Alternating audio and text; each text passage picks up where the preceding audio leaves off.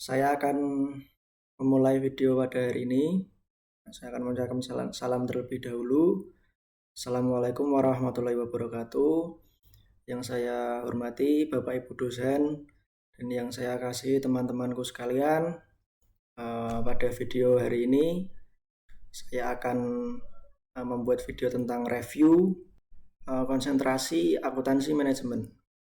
Di sini sesuai dengan instruksi yang disampaikan oleh kampus, yaitu ketentuan nampak wajah, lalu durasi minimal 7 menit, video untuk publik, dan video dikirim melalui link tersebut. Oke, selanjutnya saya akan langsung masuk ke materi konsentrasi akuntansi manajemen, yaitu ada dua. Yang pertama ada akuntansi keberlakuan dan audit manajemen. Nah, untuk akuntansi keberlakuan di sini ada deskripsi dan tujuan, ya. Deskripsi dan tujuannya yaitu untuk mempelajari tentang perilaku manajer. Memang garis besarnya untuk mempelajari perilaku manajer dan perilaku manusia di organisasi gitu. Budaya juga, mempelajari budaya, sifat perilaku manusia di organisasi. Nah, untuk metode pembelajaran di konsentrasi akuntansi manajemen ini, berhubung saya diampu oleh Bu Grace, mata kuliah ini diampu oleh Bu Kristiana Solovida, jadi metode pembelajarannya yaitu diskusi, lalu belajar studi kasus, ya, diskusi dan belajar tentang studi kasus di perusahaan-perusahaan, dan juga presentasi. Nah, untuk referensi wajibnya yaitu buku Arfan Iksan Lubis tahun 2017, akuntansi keberlakuan edisi 3 Salemba 4. Tidak ada referensi pendukung, ini referensi wajib, jadi semua mahasiswa harus mempunyai buku ini. Oke. Nah, ini kita masuk ke topik-topik bahasan, pokok bahasanya.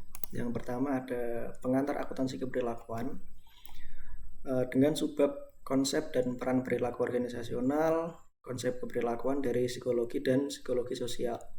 Di sini saya sudah membuat PowerPoint, tetapi sangat panjang nantinya jika saya jelaskan gitu. Jadi saya akan masuk ke inti-intinya saja gitu. Jadi saya akan mereview ya di sini. Ketika pertama kali kita belajar tentang akuntansi keberlakuan, memang kita harus tahu dulu pengantarnya, konsep dan peran perilaku dalam organisasi, dan juga keberlakuan dari psikologi gitu.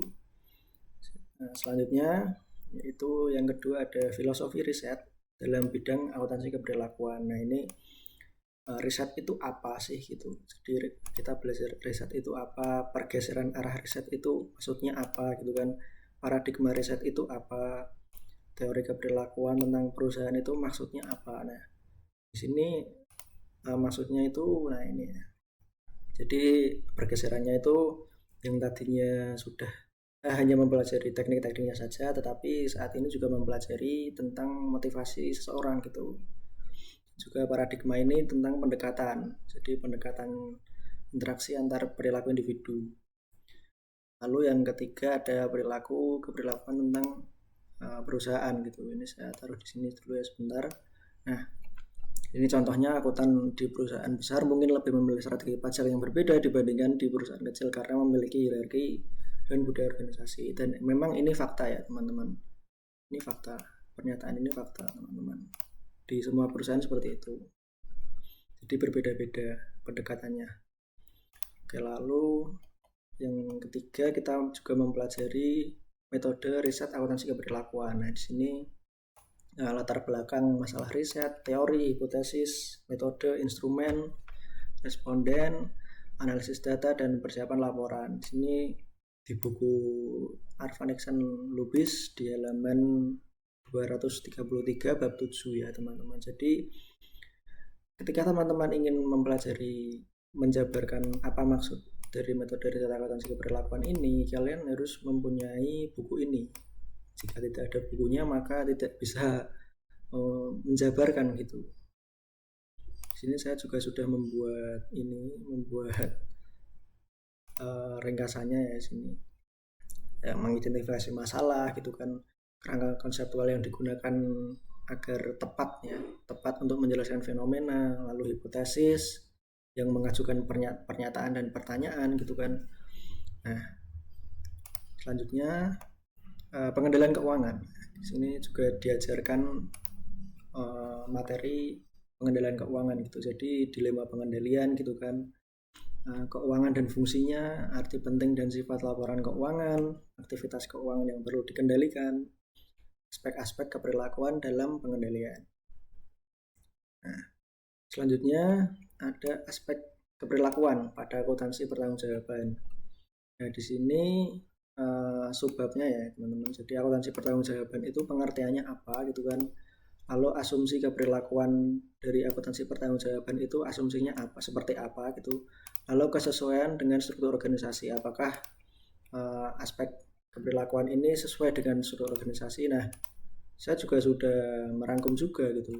Jadi ini rangkumannya gitu kan. Nah, ini apakah sesuai dengan struktur organisasi? Nah, harus sesuai gitu.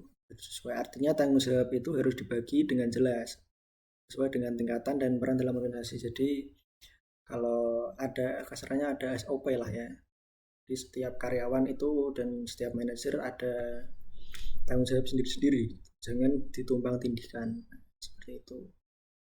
Lalu selanjutnya di sini ada aspek keperilakuan pada perencanaan laba dan penganggaran. Di sini juga diajarkan untuk menganggarkan laba gitu kan, aspek keperilakuan pada perencanaan gitu. Jadi ada fungsi dari perencanaan laba dan anggaran itu sendiri, lalu konsep-konsep keperilakuan yang relevan. Jadi kita belajar pengertiannya dulu ya, fungsinya dulu, ini fungsinya ya, fungsi, lalu ada konsep-konsep. Nah, ini konsepnya. Lalu konsep keperilakuannya ini terdiri dari motivasi itu kan, partisipasi dalam anggaran, lalu efek penganggaran, pengaruh sosial, dan pengendalian dan keadilan gitu. Selanjutnya nah ini masih dalam ini ya, aspek keperilakuan pada pengakumulasian dan pengendalian biaya. Ada pengendalian biaya sendiri itu definisinya seperti apa gitu kan. Nah, ini pengambilan keputusan dalam pengendalian biaya dan aspek keperilakuan dari langkah akuntansi biaya yang dipilih. Di sini juga sudah saya jelaskan, sudah saya rangkum juga di sini. Saya akan singkat saja gitu kan. Nah, pengendalian biaya ini adalah proses untuk memastikan bahwa pengeluaran tetap pada batas yang direncanakan. Ini dihapus saja ya teman-teman. Nah, gitu.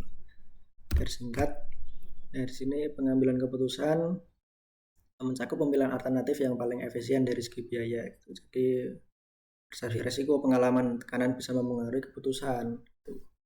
Lalu aspek keperilakuan dari langkah akuntansi biaya yang dipilih. Jadi metode biayanya ini juga pengaruh gitu. Seperti biaya standar aktual aktivitas tidak hanya berdampak pada teknis, tapi juga mempengaruhi perilaku. Misalnya penggunaan biaya standar dapat memotivasi efisiensi, namun juga dapat menimbulkan manipulasi data agar terlihat sesuai standar gitu.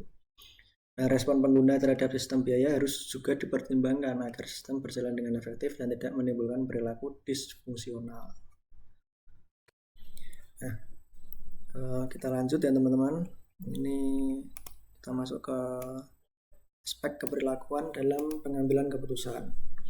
Ada proses, cara, dan peran kepribadian. Jadi di sini juga sudah saya rangkum teman-teman. Di sini sudah saya rangkum aspek keperilakuan. Ada proses pengambilan keputusan. Jadi proses ini melibatkan identifikasi masalah, pengolahan informasi seperti audit ya teman-teman ya. Seperti audit. Lalu cara pengambilan keputusan gitu kan, cara pengambilan keputusan ini juga harus bersifat rasional, intuitif, atau berdasarkan kebiasaan. Ada yang fokus pada data dan logika gitu kan. Ada juga yang mengandalkan insting atau pengalaman. Biasanya auditor itu ada yang mengandalkan insting dan pengalaman. Nah, gaya-gaya ini sangat dipengaruhi oleh latar belakang individu. Jadi di APPER ini, di akuntansi keperilakuan ini memang kita harus difokuskan gitu untuk mempelajari tentang sifat-sifat ya atau gaya-gaya uh, tiap individu gitu. Jadi tiap individu, tiap manajer, tiap karyawan itu cara kerjanya beda-beda. Nah di sini kita memang ditekankan untuk mempelajari hal tersebut. Nah selanjutnya peran kepribadian dan informasi akuntansi manajemen akuntansi dalam mengambil keputusan gitu. Jadi kepribadian seperti optimis. Nah ini ada kepribadian ya, kepribadian manajer yang misalnya optimis, toleransi terhadap risiko atau kecenderungan perfeksionis. Ini sifat-sifat ini akan mempengaruhi cara individu menilai informasi dan mengambil keputusan. Sementara itu informasi akuntansi memberikan dasar objektif dalam memilih alternatif terbaik. Nah, jadi sudah ada laporannya gitu kan, sudah ada informasi akuntansi, tetapi kembali lagi ke manajer dan kembali lagi ke setiap orang yang menginterpretasi atau memahami makna dari informasi akuntansi itu sendiri gitu. Jadi jika yang mengambil keputusan ini emosi atau mengambil yang keputusan ini orangnya emosian atau optimis, akan berbeda dengan orang yang mikir-mikir terhadap resiko gitu. Jadi memang setiap orang akan mengambil keputusan secara berbeda. Nah selanjutnya ini sudah. Lalu kita ke sini, aspek-aspek keperlakuan pada penganggaran modal. Nah di sini kita masuk. Nah, ini faktor perilakuannya ada bias kognitif gitu kan, ada tekanan manajemen, kepentingan pribadi, ketidakpastian dari resiko. Selanjutnya ada tampilan rasional gitu kan. Meski secara formal penganggaran modal menggunakan metode rasional seperti NPV, IRR, dan payback period, keputusan akhir seringkali dipengaruhi oleh intuisi, persepsi beresiko, dan tekanan politik internal. Akibatnya keputusan yang tampak logis di atas kertas ini belum tentu benar-benar rasional secara perilaku. Nah ini ada saran perbaikan. Saran perbaikannya yaitu yang pertama melibatkan tim lintas fungsi untuk memperluas perspektif dan mengurangi bias individu. Lalu yang kedua meningkatkan transparansi. Yang ketiga menggunakan data historis. Ya ini seperti yang disampaikan oleh Bu Grace. Saya tidak jauh-jauh menjelaskan atau mereview materi ini. Jadi memang saya mengacu kepada apa yang disampaikan Bu Grace. Jadi Bu Grace dulu sempat bilang seperti ini, ya saya menyampaikannya sesuai apa yang diajarkan oleh Bu Grace ya. Lalu yang ketiga menggunakan data historis, dan yang terakhir ada pelatihan mengambil keputusan agar lebih sadar terhadap bias. Oke, jadi pengambilan keputusan pun harus dilatih ya, mengambil keputusan yang baik gitu agar tidak ada bias gitu, dan tidak ada resiko kan. Selanjutnya apa yang dipelajari dari akuntansi keperlakuan ini selanjutnya yaitu ada aspek keperlakuan pada audit internal dan aspek keperlakuan pada etika akuntan. Nah, lumayan banyak juga. Ini ada aspek pada audit internal, aspek keperlakuan pada audit internal. Yang pertama ada motivasi, lalu pengolahan konflik, komunikasi yang efektif, lalu pelaksanaan audit yang partisipatif. Nah, selanjutnya aspek keperlakuan pada etika akuntan. Jadi akuntan dan audit ini kan memang, auditor ini kan memang saling bekerja sama dalam menyelesaikan permasalahan laporan keuangan gitu. Jadi ini aspek keperlakuan pada audit ya, ini auditor. Kita mempelajari keperlakuan pada auditor terlebih dahulu, lalu mempelajari keperlakuan pada akuntan. Nah, akuntan ini keperlakuannya yaitu dari penalaran moral, lalu riset perilaku etis, dan implikasi dari riset mendatang. Nah, selanjutnya ada aspek teori kontingensi dalam akuntansi keperlakuan. Teori kontingensi dalam akuntansi keperlakuan dan aspek keperlakuan pada desentralisasi. Di sini penjabarannya ya, teori kontingensi ini menyatakan bahwa tidak ada satu sistem akuntansi yang paling efektif. Jadi memang akuntansi ini tidak pakem ya, sistemnya memang mengalir seperti air saja. Lalu implikasi untuk risetnya, riset akuntansi keberlakuan ini perlu mempertimbangkan variabel situasional seperti faktor penentu efektivitas sistem akuntansi dan bukan hanya fokus pada hubungan langsung antar variabel perilaku dan kinerja saja.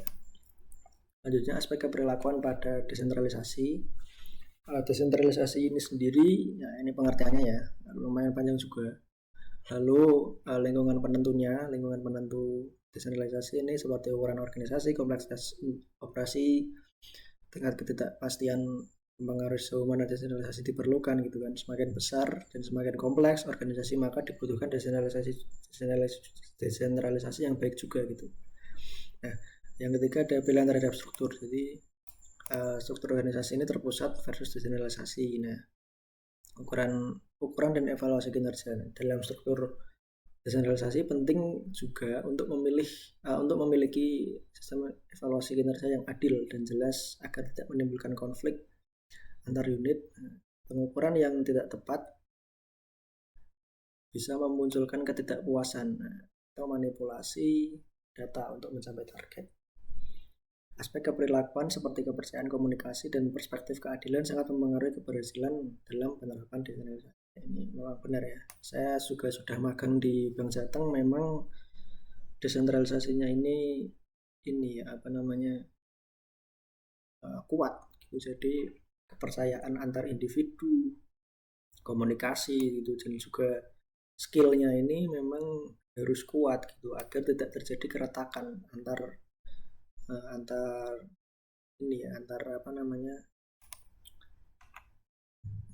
seksi gitu. Jadi ada seksi BO gitu kan, ada seksi pelayanan, ada seksi legal admin gitu kan. Nah, di situ setiap orang ini harus saling melengkapi dan saling percaya akan kinerja teman-temannya dan kinerja diri sendiri gitu. Selanjutnya di akuntansi keberlakuan ini di pertemuan yang ke-13 ya, ini ada 15 kali pertemuan ternyata. 15 kali pertemuan, dan kadang ada yang satu pertemuan itu 2 materi gitu. Jadi 2 kelompok ya. 2 kelompok ini atau satu kelompok 2 materi gitu. Nah, jadi memang banyak ya teman-teman, waktu itu saya mempresentasikan dan teman-teman itu memang banyak gitu materinya. Nah, selanjutnya aspek keperilakuan dari PABU dan teori pertimbangan dan pembuatan keputusan. Oke, di sini teman-teman. Nah, PABU ini kan prinsip akuntansi yang berlaku umum ya, teman-teman sudah tahu. Jadi ini pedoman-pedoman standar dalam menyusun laporan keuangan gitu kan. Ini pertimbangan implikasi keperilakuan, ada subjektivitas, etika dan integritas, dan pemahaman prinsip. Saya tidak bisa menjelaskan ini semua karena banyak ya teman-teman. Nanti videonya bisa di pause untuk dipelajari dan juga untuk diterapkan jika teman-teman ingin melanjutkan di konsentrasi akuntansi manajemen. Jadi kalau teman-teman bisa mempause video dan mencatat ini semua ya teman-teman. Ini saya sudah rangkum sedemikian rupa, sedemikian ringkas agar teman-teman bisa mempelajari materi-materi ini. Saya mereview materi ini agar teman-teman bisa mempelajarinya. Selanjutnya teori pertimbangan dan pembuatan keputusan kelompok. Nah, ini keputusan sering diambil secara kolektif. Ini dalam akuntansi ya, secara kolektif. Jadi bersama-sama gitu. Misalnya dalam tim audit atau komite anggaran. Keputusan kelompok dipengaruhi oleh dinamika seperti dominasi anggota tertentu, konformitas, dan tekanan sosial. Masalah dalam keputusan kelompok ini masalahnya ada grouping, ada kompromi, kualitas keputusan, dan dominasi individu. Jadi memang kelompok ini agak susah ya. Diskusi kelompok ini memang susah. Ada kecenderungan kelompok untuk mengambil alternatif lain demi kesepakatan yang cepat gitu kan. Ada juga yang mengambil keputusan yang kurang optimal, dan juga ada 1-2 orang yang merasa mendominasi gitu sehingga tidak bisa menghargai keputusan dari orang lain gitu. Nah, ini metodologi riset kelompok di bidang akuntansi. Biasanya menggunakan eksperimen laborat, studi kasus atau observasi kelompok nyata. Memang saya dan Bu Grace ini ditekankan untuk studi kasus. Di audit manajemen nanti ada studi kasus, nanti saya akan tampilkan. Oke, selanjutnya ini bagaimana informasi akuntansi diproses dalam diskusi kelompok. Ada juga pengaruh struktur kelompok dan peran sosial terhadap keputusan. Lalu ada efek tekanan waktu, intensif, dan konflik kepentingan. Nah, riset-riset ini membantu memahami bagaimana keputusan akuntansi di dunia nyata ini tidak hanya rasional, gitu kan, tetapi juga sangat dipengaruhi oleh interaksi sosial dan perilaku kelompok, gitu ya. Oke, selanjutnya sampai mana tadi? Sampai yang ke sini ya. Ini selanjutnya ya. Ini aspek keperilakuan dari komunikasi informasi akuntansi. Di sini ada aspek keperilakuan pada akuntansi sosial. Cukup banyak juga materinya, teman-teman. Nah, ini informasi akuntansi ya. Oke. Teori komunikasi ya, di sini karena ada komunikasi informasi, kita harus juga tahu terlebih dahulu teori komunikasi itu apa gitu. Yang menjelaskan bagaimana pesan disampaikan dari pengirim ke penerima ya. Ini teori komunikasi. Dan selanjutnya ada pengertian fungsi model komunikasi. Ini pengertiannya, fungsinya dan modelnya gitu. Dan di sini variabel pada komunikasi akuntansi gitu. Jadi ada tingkat pemahaman, gaya komunikasi, kejelasan yang disampaikan, dan reaksi emosional terhadap informasi. Nah, selanjutnya tinggal 3 slide lagi ya teman-teman.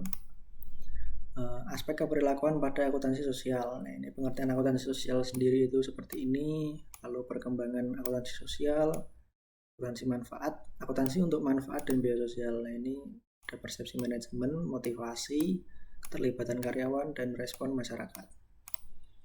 Selanjutnya aspek keperilakuan pada akuntansi sumber daya manusia. Nah, ini ruang lingkupnya atau mencakup apa saja sih gitu kan akuntansi sumber daya manusia. Nah, ini mencakup perhitungan biaya, pengukuran nilai, dan pelaporan SDM. Oke. Selanjutnya penelitian tentang akuntansi sumber daya manusia gitu. Jadi area yang diteliti itu yaitu valuasi SDM, yaitu penilaian pengukuran kontribusi karyawan gitu kan terhadap nilai pasar, lalu pengaruh kebijakan SDM, dan model pengukuran efisiensi SDM untuk mempertimbangkan faktor keperilakuan seperti motivasi dan keterlibatan karyawan. Nah, selanjutnya ada kitab selanjutnya ini bab 15 ya. Bab 15, pertemuan 15 ya, pertemuan akhir sebelum ujian akhir semester. Nah, di sini pertemuan terakhir yaitu mempelajari tentang aspek keperilakuan pada akuntansi sumber daya manusia. Aspek keperilakuan pada akuntansi sumber daya manusia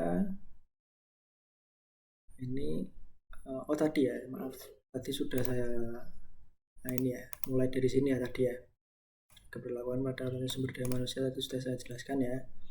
Berarti ini lanjut ke yang kedua gitu, lanjutan yang tadi.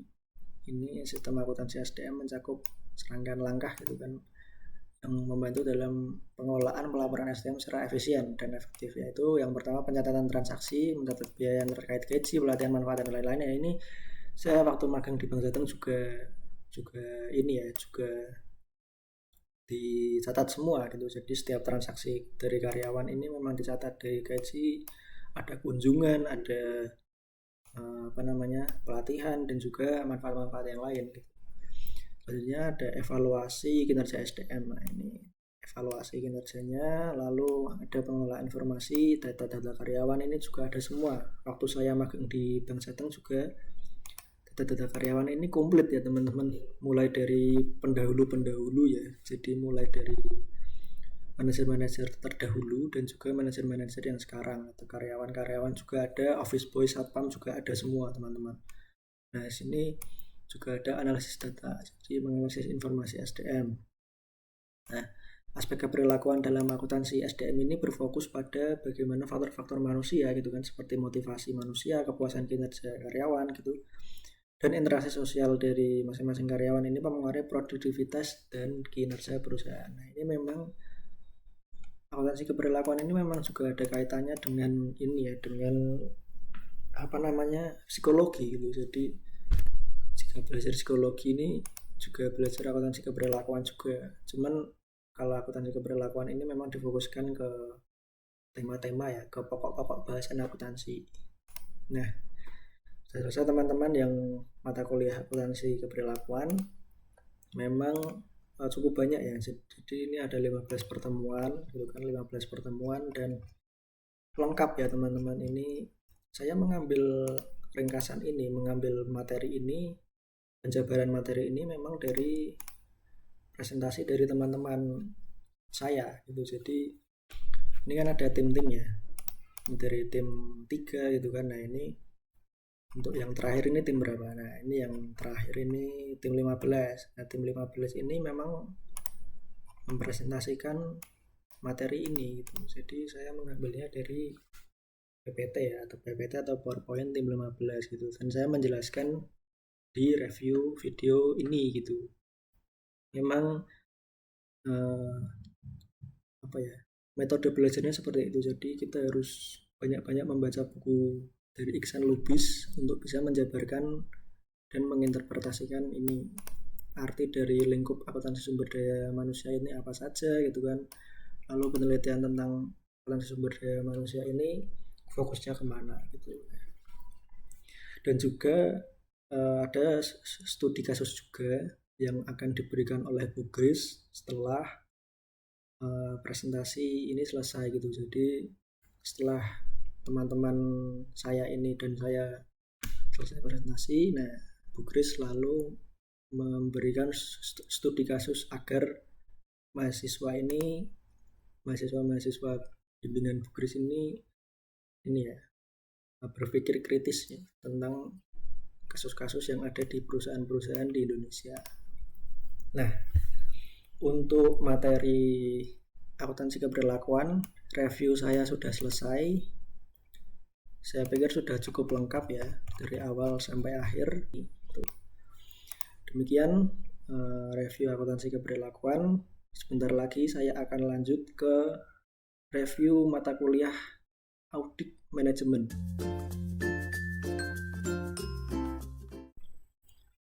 Oke, sekarang kita masuk ke audit manajemen. Audit ini kan pengertiannya ini ya untuk apa ya namanya, untuk mengevaluasi lah ya. Audit ini kan mengevaluasi dan mencari solusi gitu. Nah, jadi setiap aktivitas, setiap program ini yang dilakukan oleh perusahaan ini harus diaudit gitu, harus dievaluasi dan harus diberi solusi kedepannya itu seperti apa, lebih baik gitu. Nah, untuk referensi wajibnya ini masih sama, Bayangkara. Beda teman-teman. Referensi wajibnya ini buku Bayangkara IPK 2015 Audit Manajemen Prosedur dan Implementasi edisi 2, penerbitnya yaitu Salemba 4. Pokoknya yang pertama yaitu ada konsep dasar dulu, konsep dasar audit manajemen. Nah, konsep dasar audit, kita masuk ke konsep dasarnya dulu ya ini.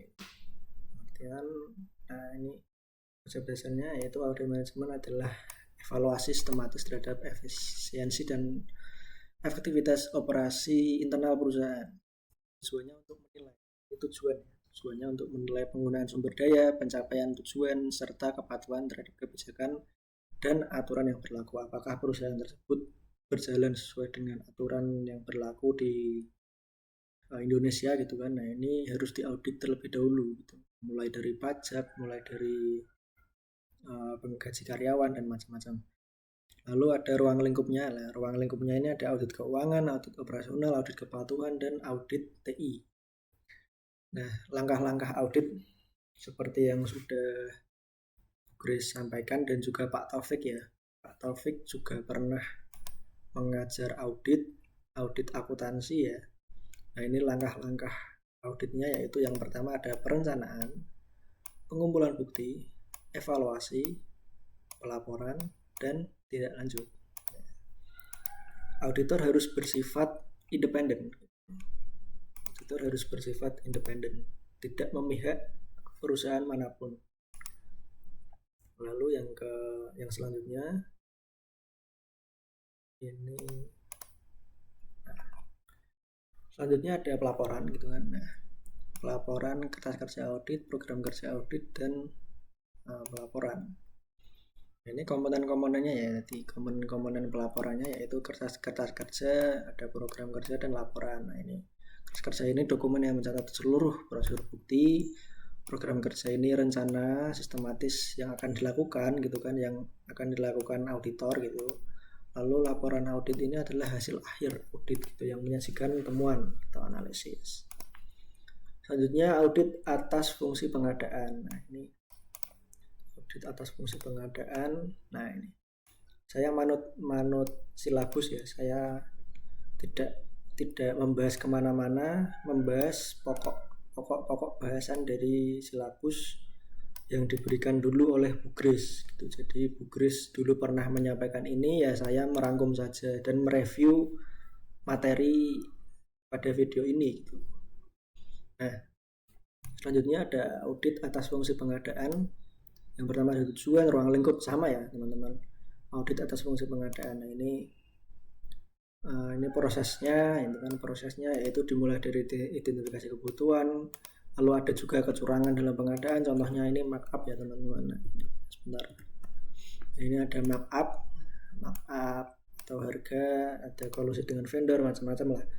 Ini audit atas organisasi pengadaan, maaf. Nah, ini menilai struktur, wewenang, dan tanggung jawab unit pengadaan serta kompetensi personilnya. Lalu yang terakhir ada audit atas proses pengadaan. Ini mengulas kepatuhan terhadap kebijakan, peraturan yang berlaku serta efektivitas prosedur yang diterapkan. Oke, selanjutnya ini ada audit SDM. Sudah lanjut ke audit SDM ya teman-teman. Nah, ini audit sumber daya manusia, ini di pertemuan yang keempat. Di pertemuan yang keempat ada audit SDM, mempelajari tentang ini, pengertian, kerangka, tujuan, manfaat, pendekatan, langkah-langkah audit, ruang lingkup audit, dan program kerja. Sama juga seperti yang sebelumnya. Di sini saya juga sudah ya, ini ada pengertiannya, lalu ada kerangkanya, ada tujuan, manfaat, lalu ada pendekatan, ada langkah-langkah juga sudah saya rangkum ya teman-teman. Lalu ruang lingkup audit dan program kerja. Sekali lagi saya mohon untuk teman-teman bisa mempause ini karena saya tidak bisa menjelaskan semua dengan detail. Jadi teman-teman harap bisa maklum ya, untuk bisa mempause dan mencatat ini dari materi yang saya review gitu. Saya mereview materi ini untuk teman-teman bisa mempelajari gitu. Nah, selanjutnya kita masuk ke ini masih audit ya, masih audit SDM. Nah, ini audit atas perolehan SDM meliputi perencanaan kebutuhan, rekrutmen, seleksi, dan penempatan. Lalu audit atas pengelolaan, ada pelatihan, pengembangan, ini macam-macam. Jadi pelatihan, perencanaan, pengembangan karir, macam-macam ini harus diaudit juga gitu, agar tidak melebihi anggaran gitu, melebihi anggaran yang ditetapkan. Lalu audit atas pengurangan SDM ya. Audit atas pengurangan SDM ini analisis proses pemutusan hubungan kerja atau PHK, baik karena pengunduran diri maupun pemecatan gitu kan. Nah, audit pengurangan ini bertujuan untuk memastikan bahwa proses PHK dilakukan secara adil, karena memang saya juga pernah tahu gitu kan, di perusahaan kecil itu memang tidak ada audit atas pengurangan SDM. Jadi pemotongan karyawan ya, atau pemutusan hubungan kerja dari perusahaan ke karyawan itu memang tidak adil. Susah juga teman-teman untuk audit atas pengurangan SDM ini memang dilaksanakan oleh perusahaan-perusahaan yang besar seperti perusahaan-perusahaan Astra gitu kan, perusahaan-perusahaan seperti Indofood gitu, mungkin ada audit atas pengurangan SDM ini. Oke, kita masuk ke studi kasus. Maaf teman-teman, kita masuk ke studi kasus. Nah ini ya, kasus audit atas pelatihan karyawan di individual. Nah ini kesimpulannya yaitu ada kondisi dananya tidak cukup atau perusahaan tidak memiliki rencana pelatihan, terjadi kegagalan produk ya teman-teman. Pertanggungjawaban atas program pelatihan karyawan ini tidak dilakukan, pengembalian produknya pelanggan yang terjadi selama 2008 sebesar 75%. Jadi produk yang dikembalikan ini banyak sekali. Nah, penyebabnya ini ya, maaf teman-teman, penyebabnya sudah dilampirkan, lalu ini akibatnya, dan juga ada penyelesaian. Nah ini rekomendasi ya teman-teman. Nah rekomendasinya ini sudah disebutkan juga. Nah, ini ada 5 rekomendasi untuk kedepannya perusahaan ini menjadi lebih baik. Nah ini studi kasus ini seperti ini ya teman-teman. Oke, lanjut ke audit pemasaran. Nah ini audit pemasaran di pertemuan 6. Pertemuan ke-6 ada audit pemasaran teman-teman. Saya review satu-satu ya teman-teman. Oke, kita masuk ke audit pemasaran. Nah, ini ada definisinya ya teman-teman. Definisi audit pemasaran. Nah ini definisi, tujuan, tipe audit, dan juga ruang lingkup. Definisinya, tipe-tipenya ada audit lingkungan, strategi, organisasi pemasaran, sistem pemasaran, produktivitas, dan fungsi pemasaran. Lalu ruang lingkup dan tujuannya ini internal dan juga eksternal. Ada tim, strategi proses, dan pasar pesaing tren. Tujuannya untuk meningkatkan efektivitas strategi dan menyelaraskan pemasaran dengan tujuan bisnis. Lalu selanjutnya ada tahapan-tahapan audit ya. Maaf. Nah, ini saya tutup dulu ya teman-teman. Nah, ini audit pemasaran ya. Audit pemasaran. Nah, tahapan-tahapan ya tadi. Kita masuk ke tahapan-tahapannya, ada persiapan, perencanaan seperti yang tadi. Lalu proses manajemennya yaitu analisis, penetapan tujuan, perumusan strategi, dan macam-macam. Program kerjanya ada dokumen berisi rencana aktivitas audit, termasuk metode, ada audit lingkungan, dan juga audit strategi. Ya, ini strateginya ini ada targeting, positioning, segmentasi, diferensiasi, dan nilai pelanggan. Selanjutnya audit pemasaran. Kita masuk ke sini.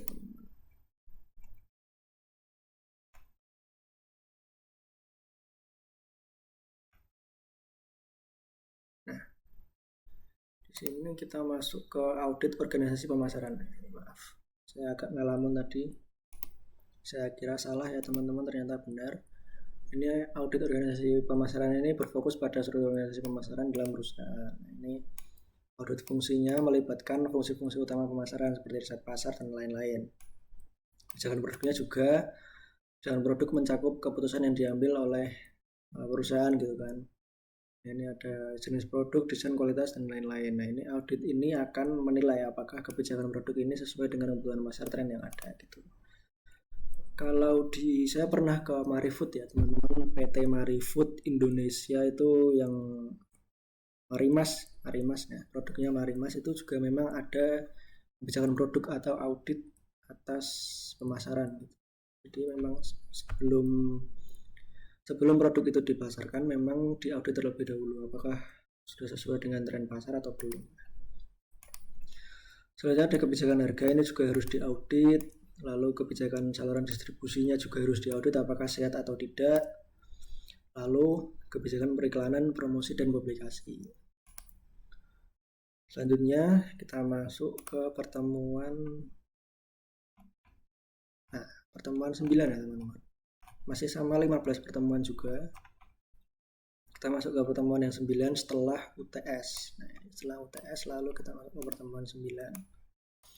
Pertemuan 9 ini membahas tentang audit produksi dan operasi.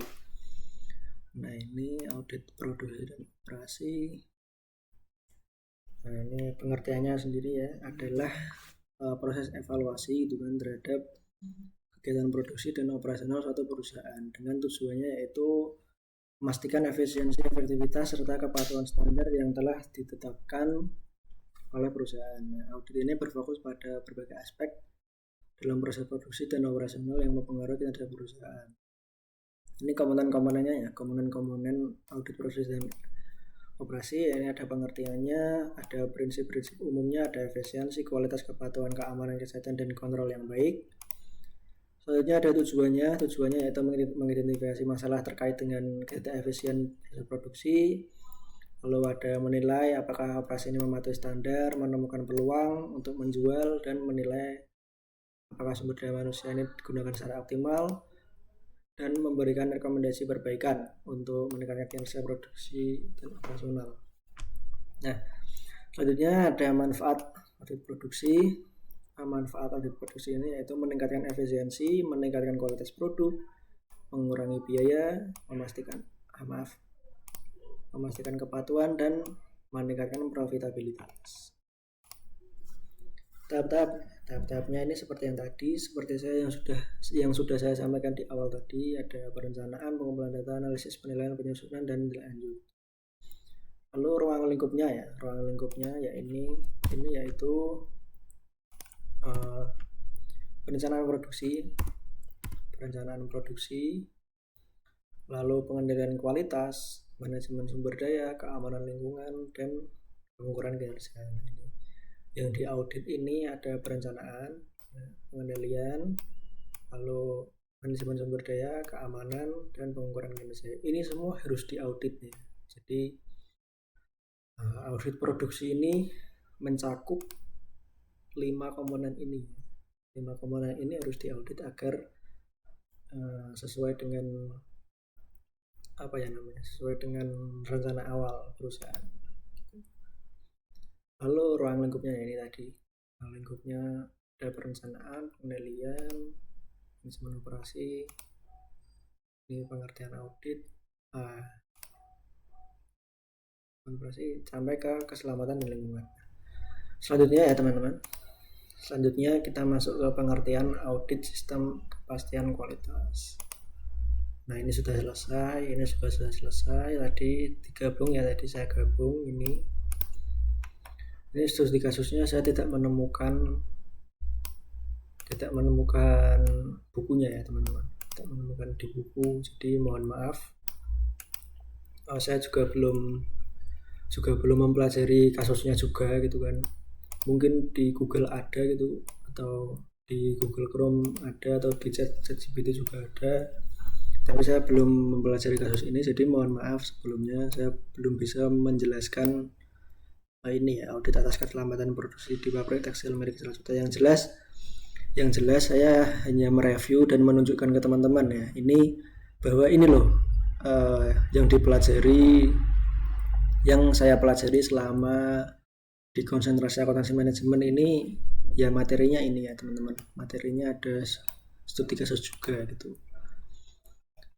Yang selanjutnya saya lanjut ya teman-teman. Yang selanjutnya ada audit sistem kepastian kualitas. Di sini ada pengertiannya, peranan audit, dan lain-lain. Nah, ini ada pengertiannya seperti yang sudah disampaikan di silabus. Peranan audit ini alat kontrol, sarana evaluasi ya. Jadi audit ini berperan sebagai ini ya teman-teman. Selanjutnya ada tujuan dan manfaat audit sistem kepastian. Nah, ini tujuannya yaitu menilai kesesuaian, mengidentifikasi area, memastikan proses, meningkatkan kepercayaan, menekan biaya, dan lain-lainnya. Lalu selanjutnya yang keempat ada meningkatkan nilai tambah organisasi melalui proses audit. Nah, ini audit yang baik ini tidak hanya mencari kesalahan, tapi juga nilai strategis ya. Jadi audit ini tidak hanya sebagai sarana untuk mencari kesalahan gitu kan, tetapi juga memberikan solusi atau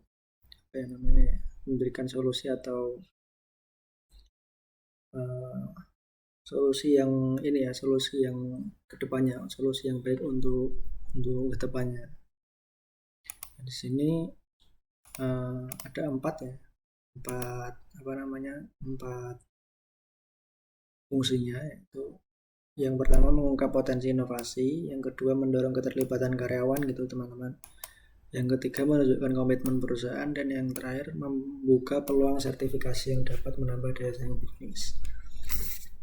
Nah, selanjutnya yang kelima itu kan, ini ada berapa subbab ya, 1, 2, 3, 4, 5 ya. Ini panduan umum ya, kita sampai ke panduan umum.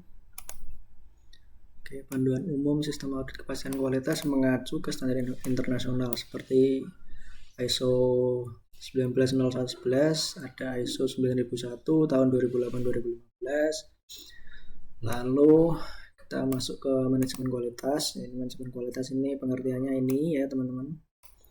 Lalu ada prinsip utamanya ini. Ini prinsip utama. Prinsip utamanya yaitu fokus pada pelanggan, kepemimpinan keterlibatan orang dengan proses perbaikan kelanjutan, pengambilan keputusan bisnis, dan manajemen hubungan. Ini juga saya sudah menerapkan langkah-langkah dan persyaratan. Ya, persyaratan kualitas berdasarkan ISO 9001 tahun 2008 ya teman-teman. Oke, kita lanjut ke audit manajemen keuangan. Sebentar. Kita lanjut ke audit manajemen keuangan. Itu yang pertama ada fungsi keuangan sendiri ya, sini. Audit manajemen keuangan ya. Pertemuan ke-12 cukup banyak. Kita bahas satu-satu dulu, kita review ya. Ini kan perintahnya dari kampus untuk mereview. Nah, ini saya mereview. Yang pertama ada audit, yang pertama ada fungsi keuangan ya. Fungsi keuangan sendiri ini mencakup aktivitas pengelolaan perusahaan untuk mencapai untuk mencapai tujuan ya, mencapai tujuan operasional. Ini pengertian audit manajemen keuangan. Pengertiannya yaitu ini, evaluasi sistematis terhadap pengelolaan keuangan operasi.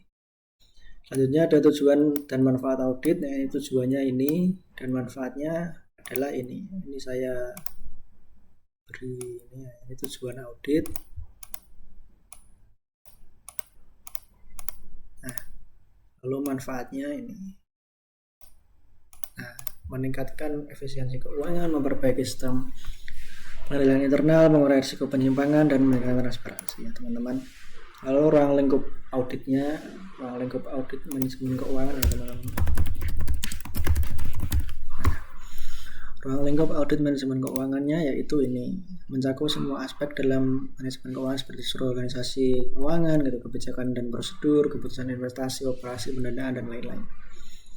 Pendekatan dengan metodologi, pendekatannya yaitu melalui perencanaan audit, menentukan tujuan dan lain-lain, pengumpulan data seperti yang biasanya tadi yang sudah saya sampaikan di awal tadi. Lalu yang ke-6 ada tujuan dan fungsi manajemen keuangan. Tujuannya yaitu untuk memaksimalkan nilai perusahaan dan kekayaan pemegang saham, menjaga stabilitas keuangan jangka panjang. Fungsinya untuk pengambilan keputusan investasi, alokasi dana ke aset tetap, keputusan pendanaan, dan keputusan dividen. Oke. Selanjutnya ini masih ke audit manajemen keuangan. Cukup banyak ya teman-teman. Ini audit organisasi manajemen keuangan. Audit ini menjelaskan tentang ini ya teman-teman. Silakan dibaca. Lalu audit atas keputusan investasi, audit atas keputusan operasi, audit atas keputusan pendanaan, dan audit atas kebijakan dividen. Memang cukup banyak ya teman-teman materi ini. Jadi jika saya jelaskan satu-satu ini akan memakan waktu yang cukup banyak. Teman-teman bisa mempause video ini dan mencatat ini semua jika untuk belajar ya teman-teman. Siapa tahu nanti teman-teman yang melihat video ini akan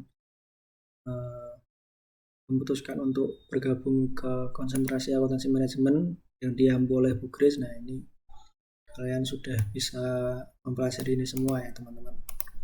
Ini silabus dari Bu Grace ya.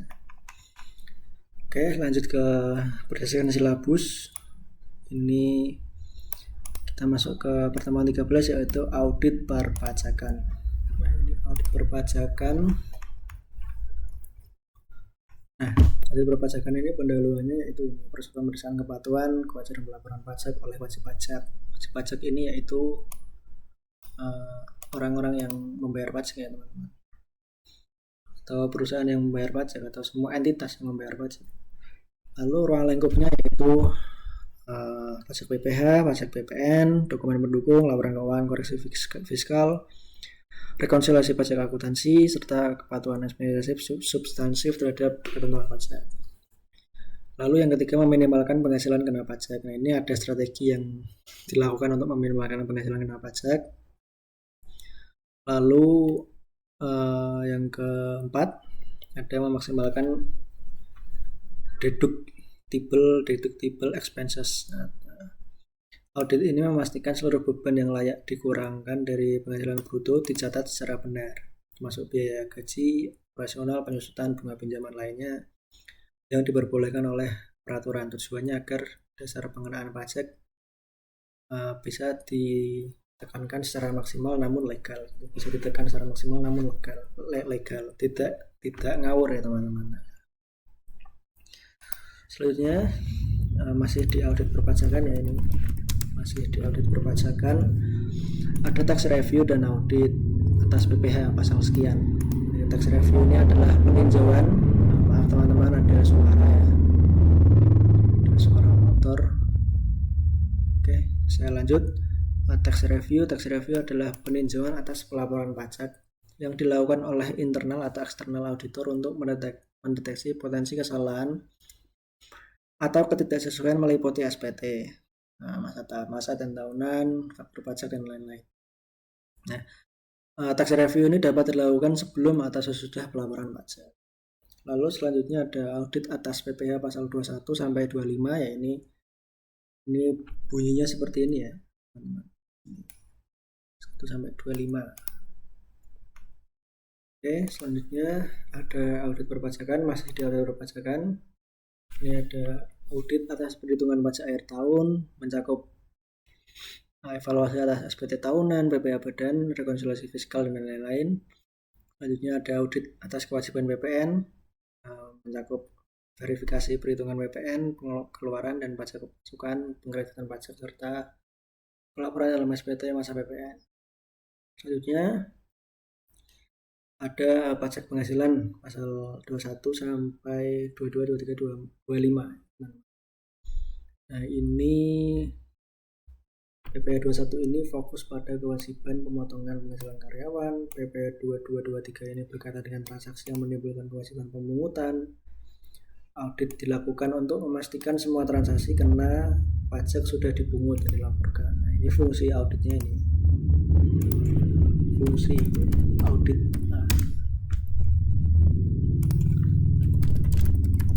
Nah, ya teman-teman, fungsi audit ini untuk memastikan gitu kan bahwa semua transaksi kena pajak sudah dipungut dan dilaporkan.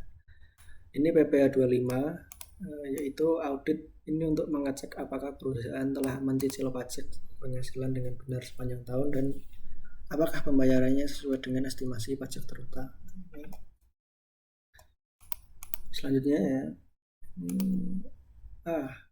ini audit pajak sudah selesai ya teman-teman. Audit perpajakan sudah selesai. Ini juga tadi sudah saya sampaikan. Dan yang terakhir, pertemuan terakhir sebelum ujian akhir semester yaitu audit lingkungan. Oke, kita masuk yang terakhir ya teman-teman, audit lingkungan. Audit lingkungan yaitu yang pertama kependahuluan. Pendahuluannya yaitu adalah proses evaluasi sistematis terhadap aktivitas proses kebijakan untuk memastikan kegiatan operasionalnya ini sesuai dengan standar lingkungan yang berlaku gitu kan. Nah, audit ini membantu organisasi mengidentifikasi dampak lingkungan dari kegiatan mereka serta memastikan kepatuhan terhadap peraturan lingkungan dan meningkatkan kinerja lingkungan secara berkelanjutan. Oke, selanjutnya fungsi dan manfaat audit lingkungan. Ini fungsinya, lalu ada kunci keberhasilan dalam audit lingkungan ya teman-teman.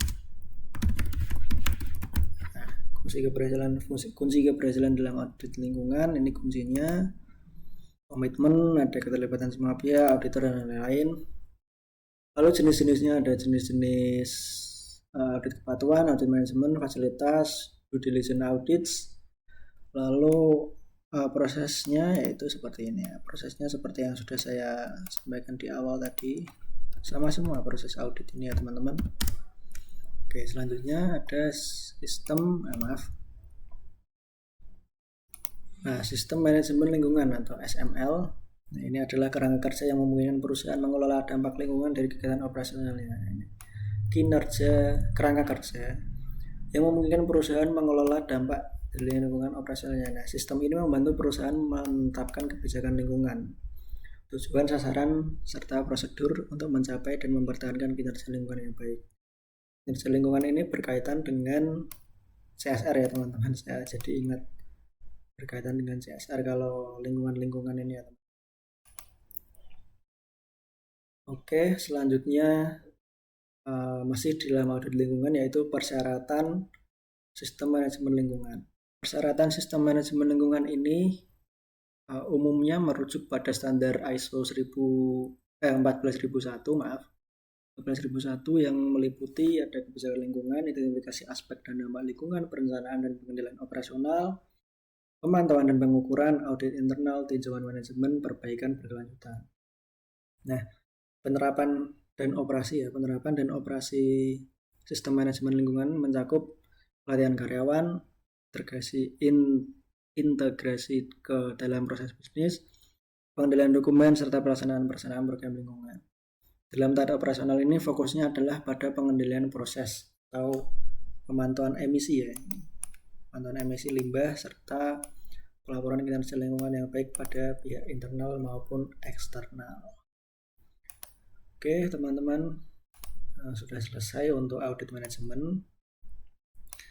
Demikian review dari saya, review mata kuliah konsentrasi akuntansi manajemen.